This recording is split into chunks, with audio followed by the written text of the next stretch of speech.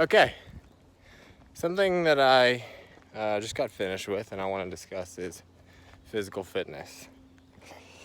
Now, even if you consider yourself one of the more controlled people, emotionally, mentally, spiritually, so on and so forth, it happens every day without fail that you're going to run into something that is out of your control, whether it be things that you're observing, the sort of information that you're taking in, the people around you, the weather outside, all the different influences and aspects that come with every day are not going to be able to be controlled. And we don't always like those things. I certainly don't like everything that I view from other people or other elements of life that I would consider kind of a drag or, a difference of opinion from me. So, one thing that I know for certain is probably the most instant and effective means of coping with that and putting the ball back in your court and getting control in your life is physical fitness. Now, I don't do this as a means of competition. I don't do this as a means of being, more fit than somebody else. The comparison game with physical fitness is, pretty lame in my opinion. So I do this for me. When I work out, alone. I don't go to a gym. I don't make it other people's business. But if that's something that, a person wanted to do, all the more power. Personally, I run and I do body weight fitness, push-ups, sit-ups, calisthenic stuff, and that has seemed to work for me in a very major way. I also do put a high priority on yoga and stretching. I think that, without that aspect of stretching and getting yourself loose, your range of mobility and your ability to push yourself further isn't there. So, on the mental aspect of it, to endure through something that is physically painful,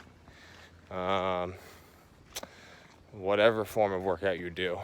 For example, me running, after the first 2 or 3 minutes, I'm already breathing hard and my muscles are starting to burn. And, that first 5 to 10 minutes of running, without fail, even after 2 years of running now, I'm like, geez, this is a pain in the ass and I don't really want to do this. Sometimes it's less than others, but you have that initial brunt of your body adjusting to, needing more oxygen and needing more blood circulating and breathing harder. It's kind of a shock. But to be able to endure through this and to be able to push forward and keep it going, well, first of all, that's a major breakthrough mentally and emotionally, to be able to push yourself through that kind of pain to get toward, the end goal of whatever your workout is. And secondly, your body adjusts. It will sync up its breathing eventually. It will, get used to that pain that comes in your muscles. It'll get used to your blood pumping faster, your heart working harder. And that's how you build, endurance for longer periods of time. This transcends physical fitness. This goes into, other practices, other hobbies, other things that are going to come up that you want to do that take endurance. Being at work, endurance, to push through the day and finish up. You know that you can do that once you've put yourself through some sort of physical challenge and gotten through that better. Emotional endurance.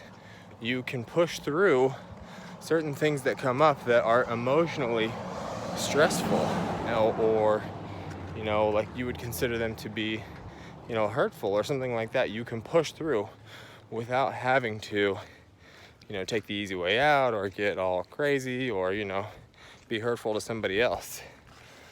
So physical fitness in some form or another. Doesn't have to be running, doesn't have to be calisthenics, you don't have to go to the gym. But genuinely, I do this because I think it's fun. I go outside, I can do it wherever, and it's kind of like my own little playground. I run and jump, and I stop sometimes, and I smell different flowers as I'm passing by it, or I try to jump over a creek or something. It's its own little form of exploration and fun and play. The other thing that I read that I wanted to share too is that there is a lot of observation of animals in the wild when they get into some sort of physical tussle with another animal, or a run-in, or get into a little fight, or maybe they're playing too much. It's been observed in birds and dogs and horses and all sorts of animals. Ducks, for example, they have all this pent-up energy from getting into some sort of a duck dispute, and what they'll do preceding that is they'll go and they'll flap their wings by themselves, for no apparent purpose or reason. And the reason that is presumed is because they have so much energy, so much emotional and physical energy pent up from whatever dispute that was, that they're releasing it so that they can calm down and chill out and go back to their duck thing all level-headedly, whatever that is. So to sum up, the benefits are very, very immense.